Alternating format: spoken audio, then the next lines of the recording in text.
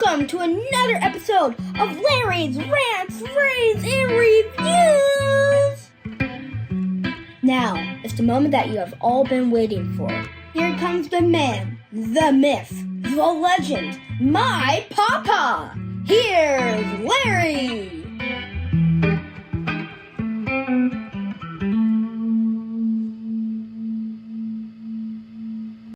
Hey everybody, welcome to this episode. You know, I've done a couple of episodes called Hot Topics, and I don't know. I think there's probably 4 or 5 things here that I want to talk about today with you. But the first one would be Ilhan Omar. Now, folks, I got to tell you, her net worth, she's been touting her net worth at $30 million. And then it went down to 1.5. Well, the last thing that we heard was that it went down to about $90,000. Now, you have to remember that a congresswoman like this makes about $174,000 a year. So what caused the massive jump that we're looking at? Now, you have to remember, this is the lady from Somalia who came to America, married her brother so she could stay here. She's here illegally, but just the brains of our politicians and our government, we don't have guts enough to boot her out of Congress. We don't have guts enough to boot her out of our country and do what's right. So we just let things just, move on down the line. It's reported that in 2019, her net worth was a negative $32,000. You got to remember, she came to this country pretty broke. Then in 2023, her net worth jumped to $65,000. Well, folks, that's a pretty good jump there, I've got to tell you. And in 2024, however, it jumped to $30 million. $30 million. What caused this? Well, a lot of people say, well, her husband, Tim, he owns a company and he's had 3,500% increase, landing billions of dollars. Folks, I don't buy into any of this, and I hope that you don't either. Don't be a stupid American. Don't be a sheep that's just brought in for the slaughter. I would say we need to doge this person and figure out what's really going on. Because her net worth went from $30 million to 1 week later, it went down to $90,000 just in 1 week. And you know what we were told? It's an accounting error. An accounting error? You paid an accountant that makes a 99.7% decline in value of your net worth. You paid them good money? Seriously? And we're supposed to believe that. Now, I'm sure it's not from the pressure that the petitions from people that sent in for us, like us taxpayers, that wanted this investigation. I'm sure it wasn't from the learning centers that Nick Shirley found out about. Oh, I'm sure that's it. It's just an accounting problem. I gotta tell you, if I had an accountant that said I was worth $30 million and then 1 week later said, whoops, I keyed in a wrong number here and you're only worth $90,000, I'd do my best to have him thrown in jail. Come on, folks. This is America. We can't even think and imagine this kind of stuff up. I mean, these are like Saturday Night Live skits. My gosh. And of course, Hakeem Jeffries, this was brought up in a press conference, and he said, well, now this issue hasn't even been brought to my attention. But here's what I can assure you, she's under attack by right-wing conspiracy theorists. And we're focused on Trump's war. Well, what you're really focused on is the war with Trump. By the way, on a side note, you people in Minnesota, you got robbed of $9 billion. That's billion with a B.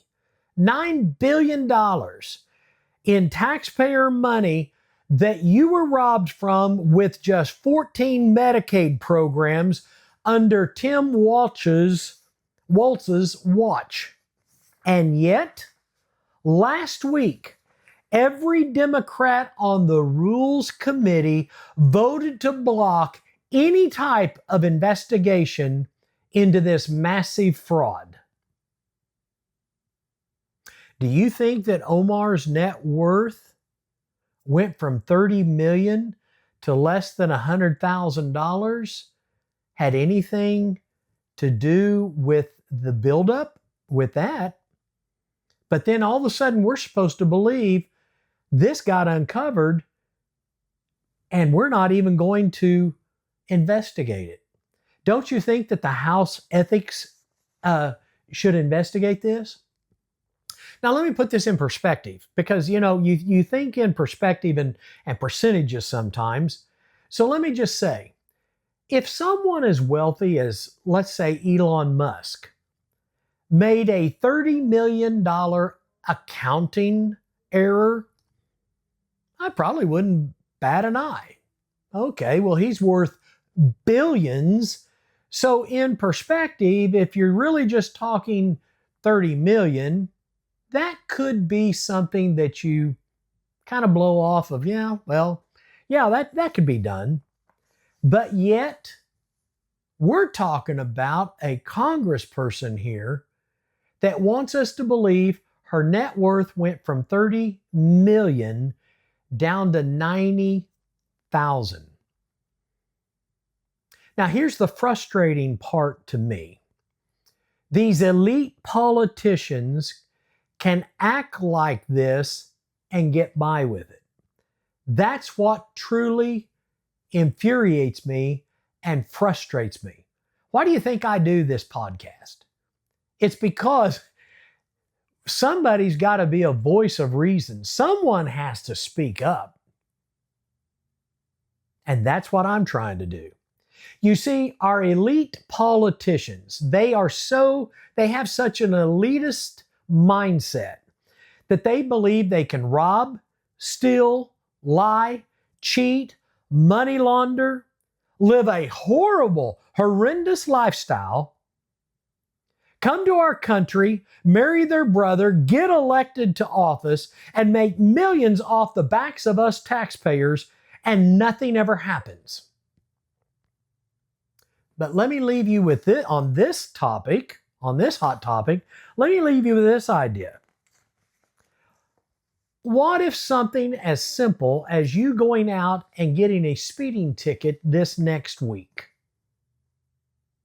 and then you don't show up for court? You don't pay the speeding ticket. You don't pay the fine. Guess what happens when you don't do that? When we, the people, don't adhere to the law and what's going on around us, I promise you, you would have a warrant put out for your arrest. You would be arrested. You would go to jail. But yet, the elite, we're supposed to just look at it and go, well, that was just a counting mistake. Really? Just a counting mistake from 30 million down to 90,000.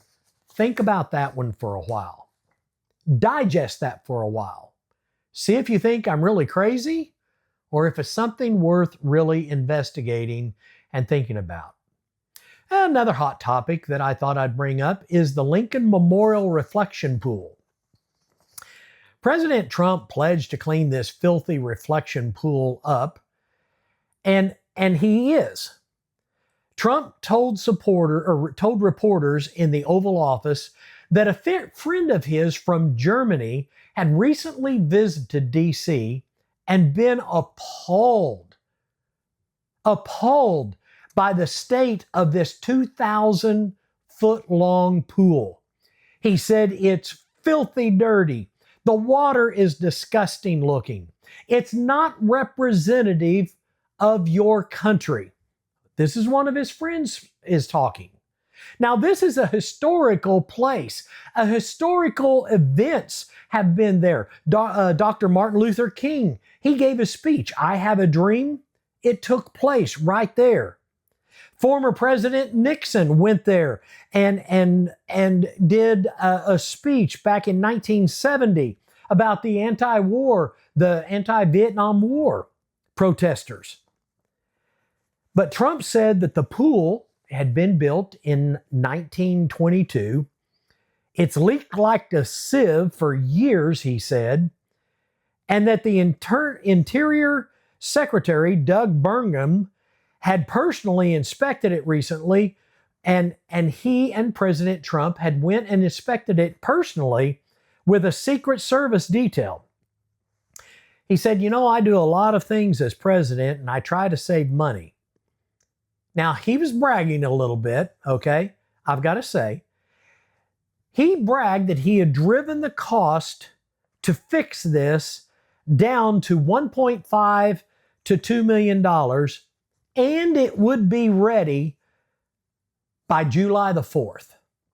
He wants to show it off by July the 4th. Now, the project for this price tag was initially pegged at $300 million to replace all the granite stones and take care of it and complete it. It would also be a 3-year project. 3 years. Instead, President Trump took it on, and the pool was drained. The granite stones have been scrubbed clean, and they're going to top it with an American flag blue industrial grade swimming pool topping. Now, I've also read some articles where President Trump really wanted a baby blue, if you will, robin egg blue, something like that. And then the person who he was talking to said, hey, instead, why don't we do it a deep navy blue like the American flag and look more patriotic? President Trump said, man, I love that idea. In fact, someone put on TikTok the other day, I loved it. I watched the video multiple times, where it was all finished and then it would light up Trump underneath and go off. Trump underneath. I'd love to see something like that. Oh, I wouldn't put in there Trump, but I might put America where it will light off and on. Now, think about this. Barack Hussein Obama, as I often say, America's biggest mistake. He spent $34 million and 18 months on a failed attempt to stop the Lincoln Memorial reflecting pool from leaking. Hussein spent that much and couldn't get it fixed. Biden, Sleepy Joe Biden, auto pin, he said that it was proposed that it would cost $300 million and take 3 years for the repair. Trump jumped in and he said, hey, we're going to do it for $2 million or less, and I'll have it done by July the 4th. Well, and he said that this liner and all of this should last 40 to 50 years without any leaks. It'll be gorgeous. It'll be beautiful. Now, folks, this is a lesson in business. This is a businessman, not a politician, spending our money. This is a businessman that can get it done for much less. Now, I got to tell you, there's a lot of liberals, a lot of Democrats that are angry about this. Why? Simply because it's President Trump. Now, Democrats are losing their minds because Trump wants to finally make D.C. reflecting pool beautiful instead of the nasty mosquito swamp infested swamp that it is. Globs of algae and duck poop all over it. He wants to make this thing clean and beautiful. He says he can clean it up, and it's underway. Well, I don't know if it can be kept clean or not, but I say give it a shot. Give it a shot. Let's see how clean we can get it, and let's see how nice we can actually keep it. At what point did basic maintenance become such a political football that gets kicked around? It's a national landmark, not a science project. So I say clean it, fix it, and take pride in it. But why is this so controversial? Well, TDS, Trump Derangement Syndrome. I don't think that even the photos that we're seeing out here on social media does it justice. I mean, it is a nasty swamp. I'm not sure that it can be kept clean, but hopefully we've got filtration systems all taking care of it. But hey, the renovation is underway. So President Trump, thank you for investing in our capital.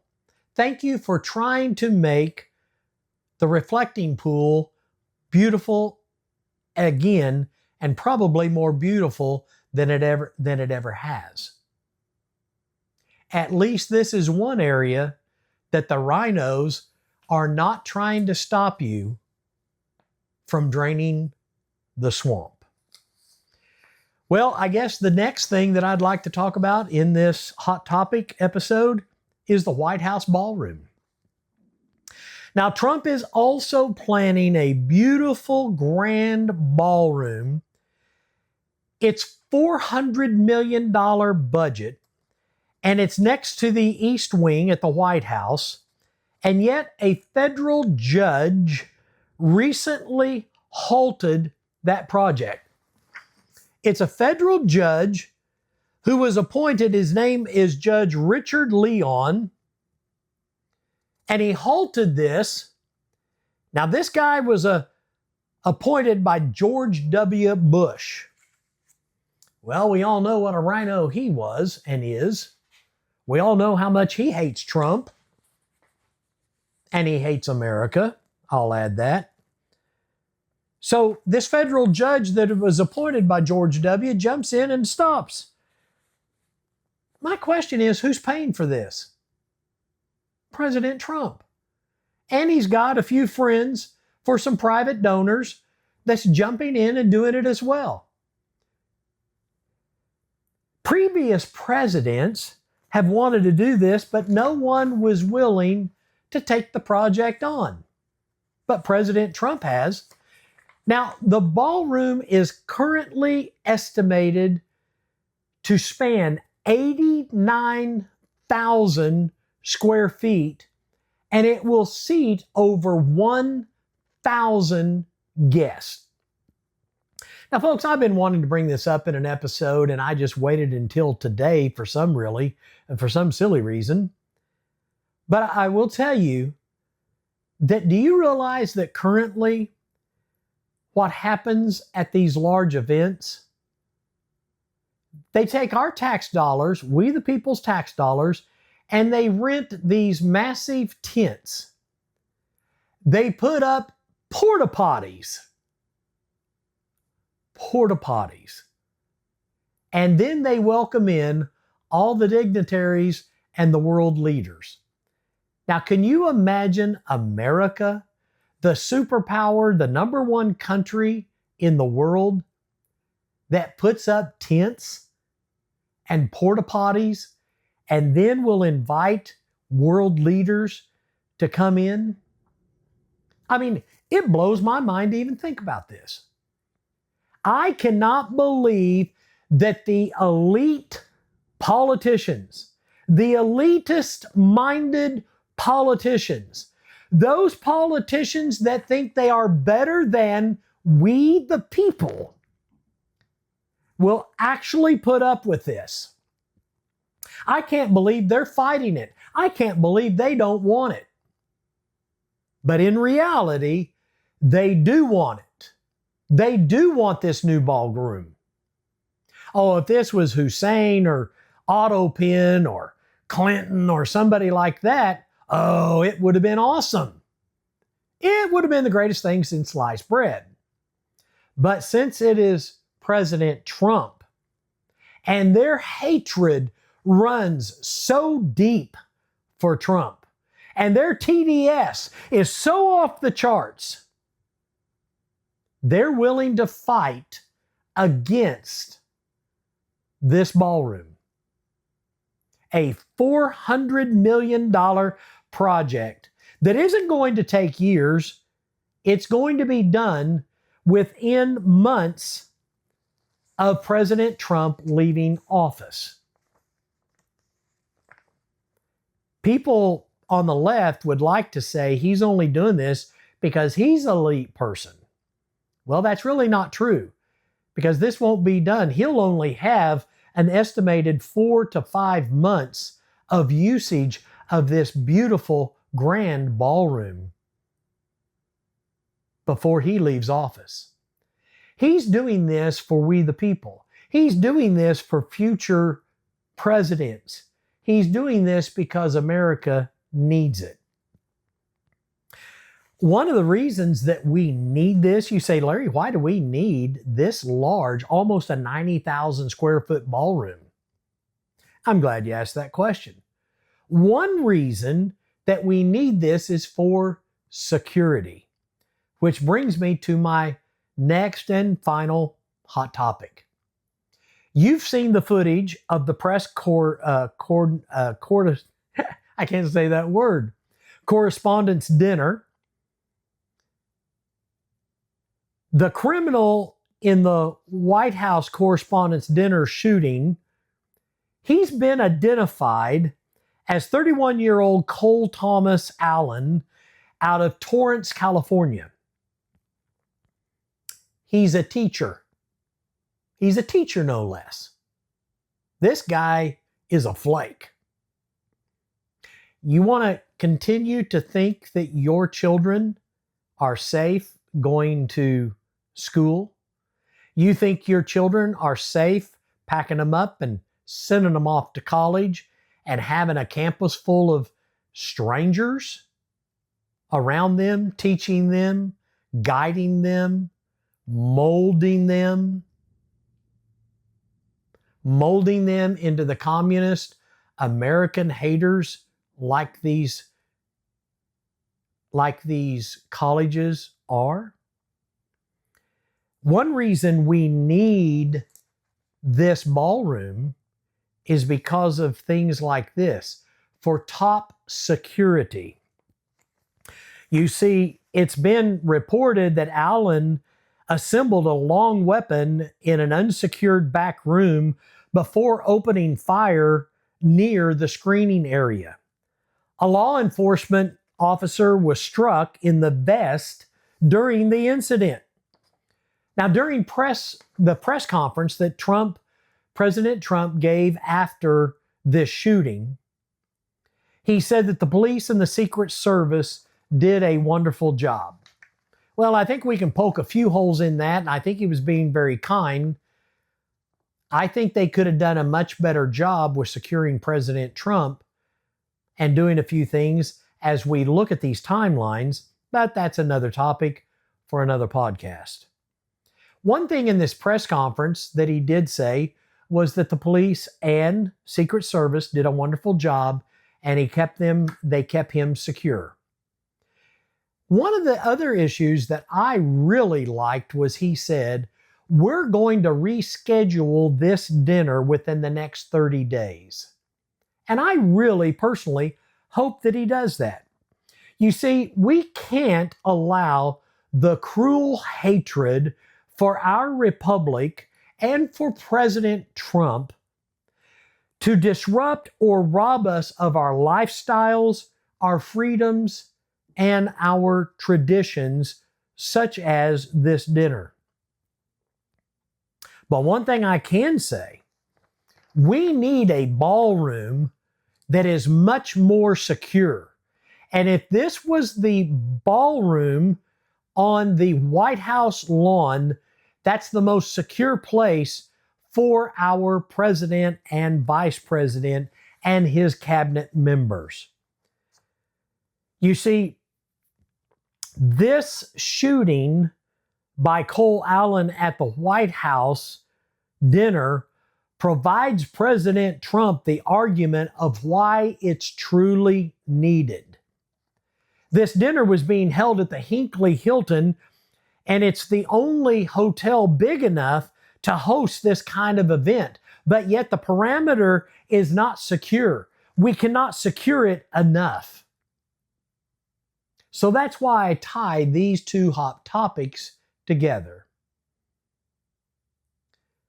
I can't believe that a U.S. district judge can override a president that's willing to build a $400 million ballroom at zero expense to our country, to us taxpayers, to us, we the people. I can't believe that a U.S. district judge, appointed judge, can override it. But that's how warped and out of control our country really is. You know, I've got to say, if there's ever been a president that I would say could build this project on budget, in time, and make it off the charts gorgeous, it would be President Donald Trump. I say, President Trump, thank you for building it. Thank you for wanting to build it. Thank you for wanting to be our president. And thank you for wanting to make it so absolutely gorgeous that it will be a shining moment in the future for other presidents and for our country. Folks, this shooting that happened, do you want to know how the liberals are responding and acting to this? Well, Jimmy Fallon said Melania looks like a future widow just days before this. You take a look at some of the liberal Democrats that get on the news with all of their rhetoric and their violent rhetoric. And now I think we can see why this is happening. This was the third attempted assassination brought on by the left, the liberal, communist Democratic Party. They need to own it. When will they ever be held liable for their violent rhetoric? Jeffrey Hakeem, my gosh, he calls for it constantly. That man is insane, and yet he's in charge of our government. He holds a high position, a high standing in our government, and yet he is absolutely out of his mind, a habitual liar, and calls for violence nonstop. Calls for violence, as well as other Democrats in that party. How are liberals responding and acting? Well, some of them are saying that Trump staged it. My gosh. How weird do you have to be? This man has had attempted assassinations that I personally believe the Democratic Party and the liberal media has been behind. And yet you think he wants to do one more? Do you think that he staged this for some reason? And then probably one of the sadder things that I saw during this shooting, the liberal media and the liberal communists that are out there, those that celebrated the murder and assassination of Charlie Kirk, started laughing and mocking Erica Kirk as she was escorted out of this building. They mocked her, they laughed at her, and they're making fun of her. Folks, do you not think that a widow that laid her wonderful Christian husband to rest after he was murdered and assassinated by the communist left here in America, do you not think for a moment that those gunshots would not trigger all of those emotions? You know, one of the phrases that I hate the most in life is "I'm triggered." Dear God, we got triggered people everywhere. I'm triggered because I can't get my ice cream cone. I'm triggered because you didn't, call me something, or you did call me something. I'm just triggered. Something that I absolutely loathe. Not just hate, but I loathe. Look it up in your dictionary, you'll understand the difference. And yet, something like this can trigger these emotions, and yet the left is willing to mock her and make fun of her. Folks, these are just some ideas about the hot topics that's going on here in our country. Hope you enjoyed this episode. I hope you'll tell your friends, your family about it. Follow us on all of our platforms. We're on all of the podcast platforms for audio. For video, we have Rumble, YouTube, and Spotify. And we hope that you'll follow us, like and subscribe. Be sure and leave some comments. Send us some emails. I'd love to hear from you. I'd love to hear what you think about our episodes. Tell everybody you can about these, and I hope that you will have a wonderful day.